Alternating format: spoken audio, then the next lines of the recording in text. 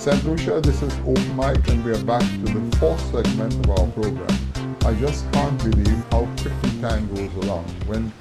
It's just unbelievable. But in the essence of time, we want to address two projects, two areas of concern. One is the drainage system on the island, and a little bit of our health system as to where we are today. John, on the drainage system. Yeah, well, I would want to tie the drainage system to our unemployment scenario at this point in time. Yeah. There was a recent report done by Edwin St. Catherine looking at the effect of the financial crisis upon St. Lucia and the employment scenario. And coming out of that, he was saying that 50% of our young people are unemployed. 2 out of 3 persons that were entering the job market couldn't get a job. And that is a crisis scenario that we find ourselves in. And therefore, you then have to look at what government can do in terms of injection or investment in infrastructure that can generate the maximum amount of employment. And I believe that if you go with a drainage program, which to me has the least amount of content in it, right? The drains will be what? Sand, which you can get locally.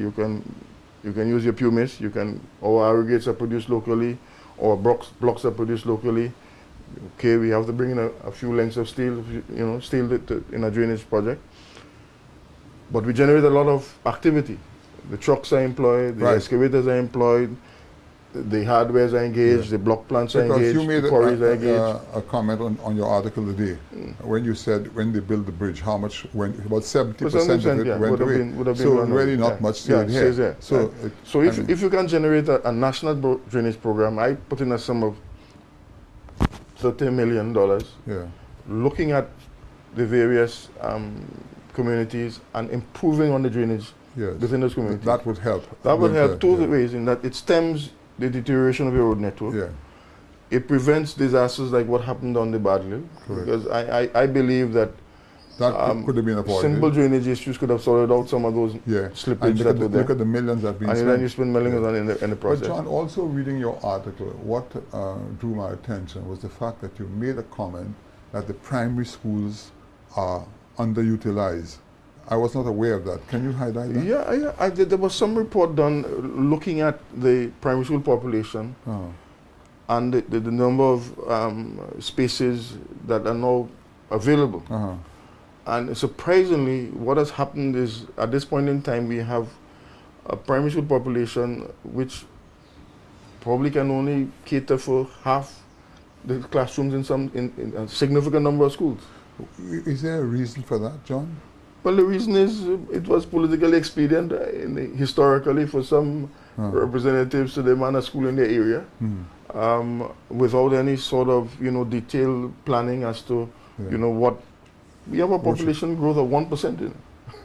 Sorry? We have a population growth of 1%. Right. It will take us 100 years to double our population. That's the reality. Yeah. All right. So you have a shrinking primary school population. Okay.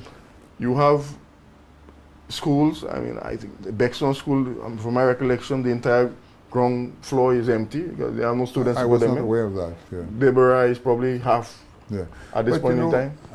We don't have a lot of time, John, and I'm going to do some investigation on that, because it's worrying if that is correct. The other thing I'm saying, I went to Victoria Hospital last week to see someone, and I was shocked to see how filthy the hospital was. Now, when I look at Victoria, I sat for a moment. I'm in the construction business, and I understand it. I'm not an engineer, but I understand what's going on. And with some good solid maintenance, really nicely painted up, the floors pressure washed, a decent kitchen, and air condition the wards, that would be a hell of a lot less money than building a new hospital. Because what has happened there, you can build a new hospital, but you not make any difference to the people suffering, to the patients. A perfect example is the wellness center. Have you seen any great, should I say, success in the new building they put? I haven't seen anybody. Sometimes you go down and the patients are sitting on the sidewalk.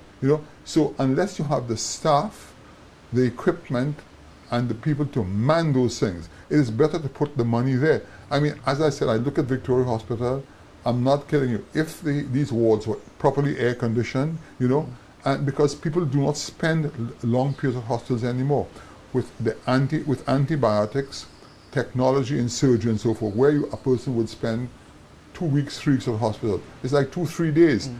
Some people, you can do an appendix operation in the morning and they go out in the night. You couldn't do that before. So I think the Ministry of Health, you have to have people in there to be able to address those issues there, because at the end of the day, it's dollars and cents that counts, you know? Yeah. But I believe we have to begin to look at what are we going to do with this infrastructure in the health sector.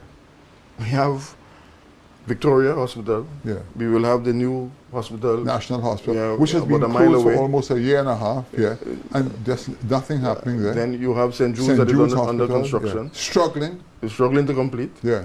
Well, I went to the stadium there. Have you been there to see the disaster down there? It's terrible. Between the roof that's all falling apart and the state of the hospital down there, there's insufficient food. People have to bring in food for their patients. Is that really the St. Lucia that I know? This is unbelievable. So we have made commitments to these projects. Yeah. Financially, it will take, I would think, even to put in all the equipment and all the supporting components to get them up and running, to commission them. Right. It's probably another $200 million you're talking Easily. about. Easily. Which we don't have. So there is a need to begin to look and to see what we can do. Whether it is that we begin to engage some of these medical schools and let them be part and parcel of that St. Jude's Hospital system. Maybe that is what probably we'll have to do. John, let me tell you something. I have repeatedly said that there are organizations in the various countries, America, Canada, England, France, and India. The Indian ambassador was here about 6 weeks ago, and I took the lady to see him. And she told me there is an organization that would come and manage that thing here, free of charge. And you have, India is progressing nicely with all their educational facilities, medical. You have medical tourism, where you can dedicate part of it and get that money to run the hospital. You can get 5 or 6 specialists who would come down and work for free, right? You build 3 or 4 homes for them, give them a little car. They would come here on a 6-month or 9-month contract. You can rotate them.